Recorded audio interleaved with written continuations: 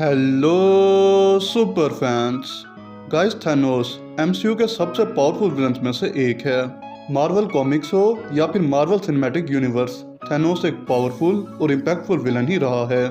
यहाँ तक कि कैंग, जो कि एमसीयू के न्यू फेज का एक बड़ा विलन है मार्वल कॉमिक्स में, वो भी थैनोस से डरता है।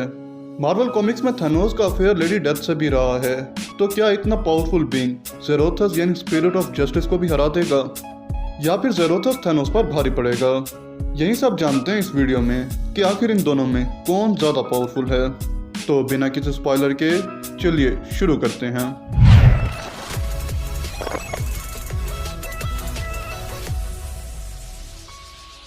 तो गाइस, सबसे पहले बात करते हैं थैनोस की पावर्स की।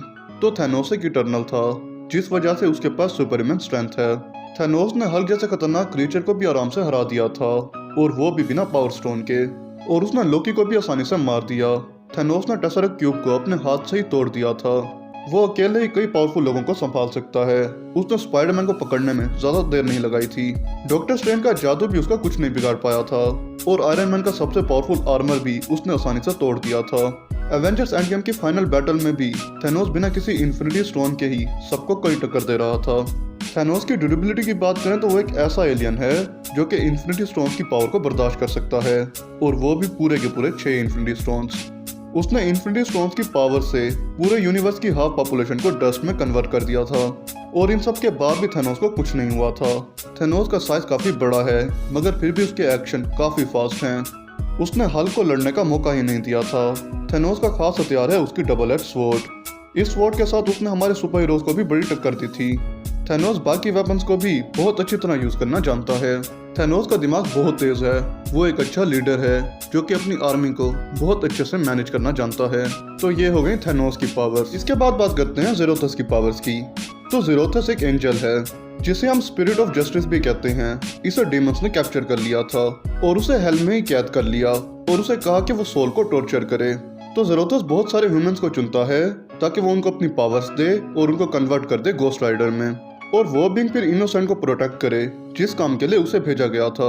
अगर हम उसकी पावर्स और एबिलिटीज की बात करें तो उसके पास है एंजल फिजियोलॉजी। ज़ेरोथस बहुत ही ज्यादा पावरफुल है, जो कि एक पावरफुल एंटिटी है जिसके पास सुपरनैचुरल पावर्स हैं। ज़ेरोथस मार्वल के मोस्ट पावरफुल एंटिटीज में से एक है। उसकी पावर्स में आती है ट्रांसफॉर्मेशन।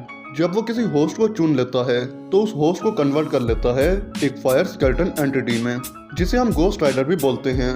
इसके अलावा उसके पास है सुपर ह्यूमन स्ट्रेंथ।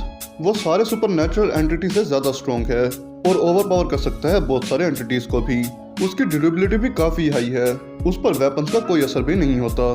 ज़ेरोथस काफी फास्ट ट्रैवल कर सकता है। इसके अलावा उसके पास सुपर ह्यूमन रिफ्लेक्सेस भी हैं। उसके पास बहुत ही फास्ट हीलिंग फैक्टर भी है, जिसका मतलब उसे मारना बिल्कुल इम्पॉसिबल है। उसकी हीलिंग पावर से बहुत जल्द ठीक भी कर देती है। इन सब के अलावा वो इमोर्टल है, जिसका मतलब उसे मारा नहीं जा सकता। वो फ्लाई कर सकता है, हेल फायर को पूरी तरह कंट्रोल कर सकता है। तो गाइस, मैंने दोनों ही पावरफुल एंटिटीज की पावर्स को एक्सप्लेन कर दिया है। अब जानते हैं कि आखिर ये दोनों कहाँ स्टैंड करते हैं। तो सभी जानते हैं कि इन्फिनिटी गाउंटलेट के साथ थैनोस को हराना पॉसिबल नहीं है, क्योंकि अगर उसके पास गाउंटलेट हो तो फिर थैनोस कुछ भी करने का पोटेंशियल रखता है, यहाँ तक कि ज़ेरोथस को हराने का भी। बट वहीं थैनोस जो गाउंटलेट के साथ इतना पावरफुल है, वो बगैर इन्फिनिटी गाउंटलेट के उतना ही ज्यादा वीक हो जाता है, और उस टाइम ज़ेरोथस बहुत ही आसानी से थैनोस को डिफीट कर देगा।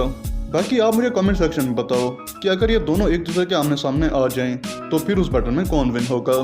तो बस इस वीडियो में इतना ही। मुझसे वीडियो रह गई हो तो कमेंट सेक्शन में जरूर बताओ। वीडियो अगर पसंद आई हो तो वीडियो को लाइक, शेयर और चैनल को सब्सक्राइब करना मत भूलना। मिलते हैं नेक्स्ट वीडियो में।